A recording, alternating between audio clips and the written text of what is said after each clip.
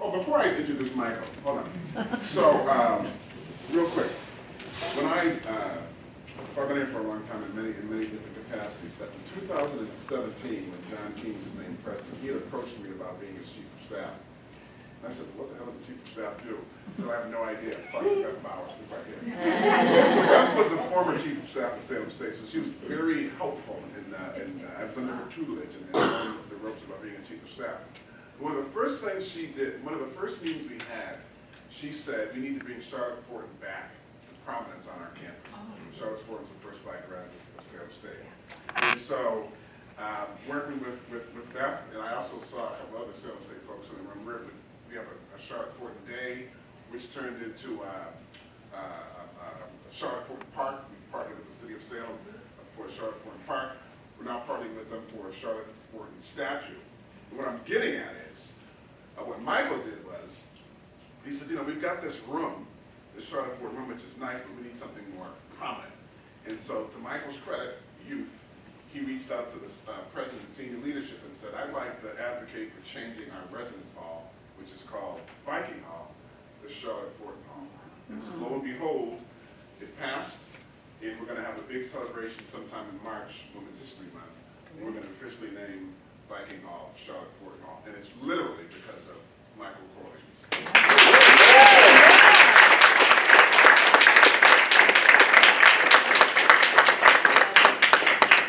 Thank you. Yeah, so that was a great way to jump right into my presentation. So I'm going to be talking about how we can cultivate a culture of civic engagement so we can ensure that the next generation of Black students are equipped to engage in our democracies and community as activists and local leaders. So, I just want to start by acknowledging today's symposium is definitely a very timely topic because the history of activism is so rich here in Essex County. But in order for that progress to continue, there are just some few disparities and problems that we need to address, particularly when it comes to civic education. So I just want to start off by talking about the importance and forgotten purpose of civic education. So one of the primary reasons our nation's founders envisioned a vast public school education system was to prepare youth like myself to be active participants in our democracy. The responsibilities of each citizen were supposed to go beyond just the vote. These included protecting the common good, and that would require developing students' critical thinking and debate skills, along with strong civic virtues. These were all to be taught in the classroom. However, this is not the case. The National Assessment of Educational Progress has shown that the civics exam that they administrate, that those achievement levels have virtually stagnated since 1998. And in addition, the increased focus on math and reading in K-12 education. While it's important, it has led civics and other important subjects to be pushed out. So I'm going to talk about why it's important to address the needs of Black students who are interested in civics. So this is from their assessment that they did in 2018. So according to this national assessment, only 25% of US students reached the proficient standard on this assessment. This chart from 2018 shows kind of all the different demographics and what they scored. So to be considered proficient, one must score 170 on this exam. And you can see that minorities score significantly lower than the white population. And this is a very comprehensive study. It was done with over 14,000 eighth graders from around 800 schools. And yeah, so the issue isn't that students aren't receiving civic education. Nearly 90% of all students in the US receive some form of civic education. It's that we're not receiving a high quality civic education. So looking back at the chart, this organization also shares that white wealthy students are 4 to 6 times as likely as Black and Hispanic students to exceed the proficient score. And now I'm going to kind of shift that to my own experience. So for those of you who don't know me, as I'm a recent graduate of Salem State, I'm originally from Florida, and let me tell you, things are a lot different down there. So comparing the two communities, Salem to where I'm from, Newport Richey, Florida, right north of Tampa, we're low-income neighborhood, low-income school system. During my junior year, my high school actually closed because of how poor we were doing. So we ended up having to go to another high school. It wasn't brand new, it was the oldest one in the district. And so that was kind of my experience heading into senior year when they teach us these civics classes and these government classes. It was pretty mundane, right? You just learn about the role of government, the importance of voting, how to contact your elected official, pretty much everyday classroom stuff. Honestly, that doesn't work. And this isn't just a national problem to be looked at. We should also try to keep in mind that right here in Essex County, we should try to examine how students are taught to engage with the communities. So whether they're from Gloucester, here in Salem, Lynn, or Danvers, that they're able to organize groups like this to kind of, pursue causes that they're interested in. So my background coming to Salem, I wasn't really, I never really thought I'd get involved with anything. But here, Salem State, they really value civic engagement. And you hear it a million times when you're a freshman at orientation. So it's something they really try to ingrain within students on their first day here. And Salem State, they value experiential-based learning. So this is kind of a newer topic where students learn by doing and reflecting that experience. So an example of that is every first-year student here at Salem State has the option to move in early, get to miss that rush of moving in on the first day, waiting in all those lines to move in. And they have a first-year day of service where students can volunteer with the community and partner with a local organization and spend an hour or two of their time volunteering. Well, as a freshman, I decided, okay, let me sign up, see what this is about. And we actually, my group, we partnered with the North Shore CDC right here in Salem, and we went to the Floyd neighborhood to just inform people that there's an election coming up, and we were just registering people to vote. And that really got me invested in the community, and it inspired me that everybody has the ability to kind of go out and do these things and see the direct impact of reaching these people who may or may not have voted. And so professors here at Salem State, they work to integrate their work with local community organizations, partners, and causes in order to demonstrate classroom topics out in the field or in action. And I think this is the most effective way to bridge the gap in civic education disparities. So here are some of the different ways I've been involved on campus here. So coming to Salem State, I figured let me just pursue my degree in journalism, move back to Florida where it's nice and warm. But professors here, they want you to get involved, they encourage it. So really, my time at Salem State, I've spent so much time kind of getting people involved on campus with student organizations, registering them to vote, bringing local officials to campus so students have access to them, working with all of our student organizations through my role with student government. So it really kind of led me to view myself as a leader, an activist, and what really helped was that inspiration, being able to see that my actions can have a direct impact on people in the community. So I kind of wanted to share two of, Nate kind of already highlighted the first one. Sorry. It's okay,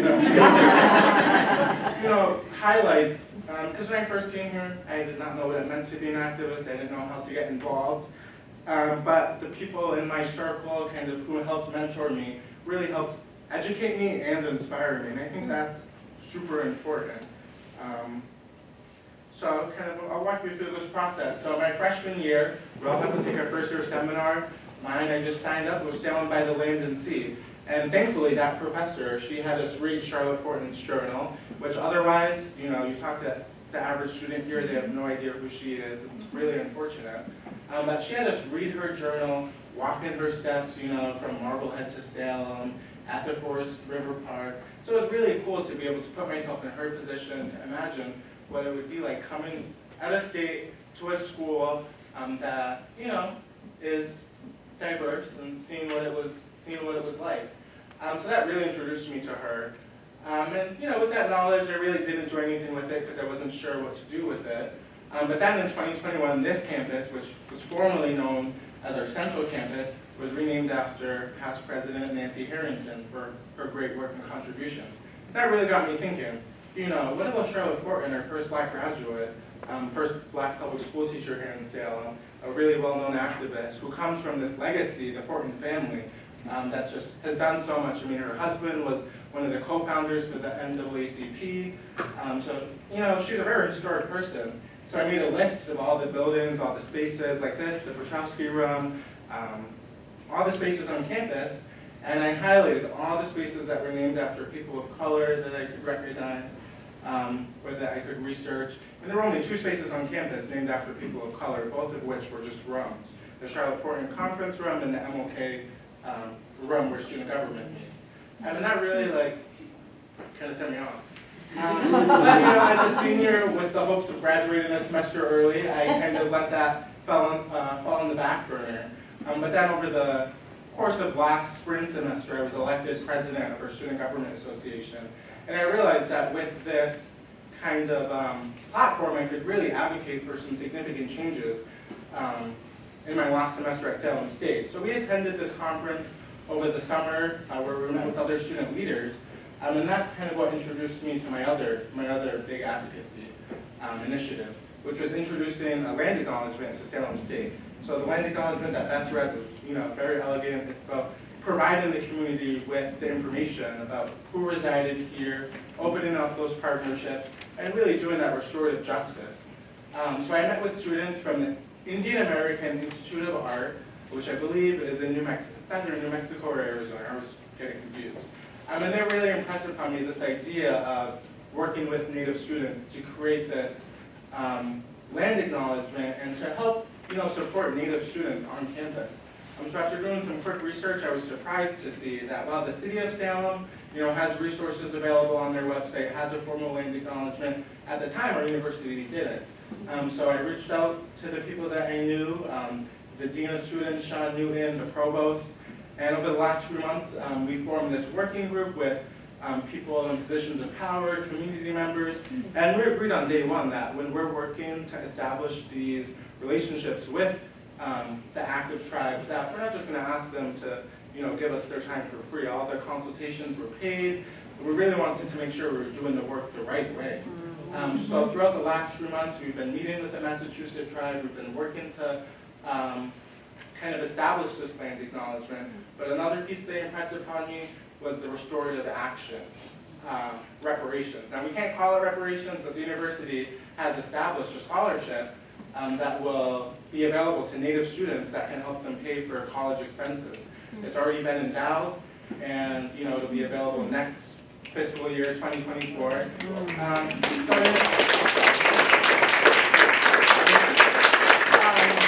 So yeah, while all that was going on, I wanted to kind of get the ball rolling with the Charlotte Fortin naming project. I had no idea where to start. I knew that typically it only happened after donations.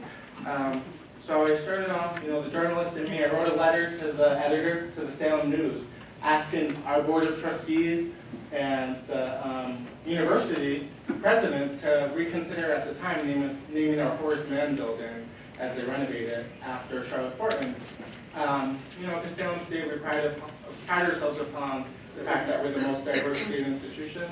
Well, I wanted to really honor and pay homage to the person who opened up that door to diversity. And let me tell you, I didn't tell anyone I was writing this. I wanted to really just get it out there. And I really think it did its job because so many people reached out to me. They said, Michael, what can we do to get involved? How can we form a group to kind of help this be pursued? I met with people from the university, and we were able to submit an official proposal to the President's Executive Council with the help of the Secretary of Student Government, Lorraine Sanchez. And from there, they voted to approve it, and then it was approved by our Board of Trustees. So it was really all the time at Salem State, all my advocacy, kind of all the things that I learned through growing up in the community, working with local activists, led me down this path where now I'm able to pursue different advocacy causes that I want to see happen. But if it were not for the different ways in which people were able to help educate me and nurture me on my civic journey, I wouldn't be able to have accomplished that. So I really think that in order to keep this going with this current generation, we really have to take a look at what civic education we're providing, what resources are we providing in their schools to help them organize if they want to form a student group that advocates on issues. How can we help support them? So we should all research what requirements are in place for civic education. You know, is it just book learning, or they're actually partnering with community organizations? And then we request that students, you know, they're given the opportunity, if they need volunteer hours or credits, to be able to go into the organization, volunteer with like Essex Heritage or Salem United or any of the other nonprofits or local community groups in the area to get those credits needed to graduate or volunteer hours. And then encourage local groups, nonprofits, and organizations to form partnerships with these schools. So if there's already a group established, that they can pool their resources together and reach a broader audience. And then I think we should all leverage our own networks to support Black students by giving them opportunities to get involved. I'm so grateful today to be speaking in front of so many people. And I think individually, you know, regardless of what your role is or how, you know, you live, how you work, I think we all have something to bring to the table. And, you know, we should try to support each other, and especially those who are disadvantaged, by providing them opportunities. And then to host and participate in events that uplift and inform the Black community. So I think we've already heard today all these great community events. And what they need most is people to be there, people to help promote it, and for people just to actually care about them. Because when we set our differences aside, I think we're able to really get a lot done. So yeah, definitely wanted to just highlight the importance of civic education, experiential-based learning, and to show you that when you provide those resources to people, they can actually accomplish great things. So thank you for your time. I didn't put my Instagram out there.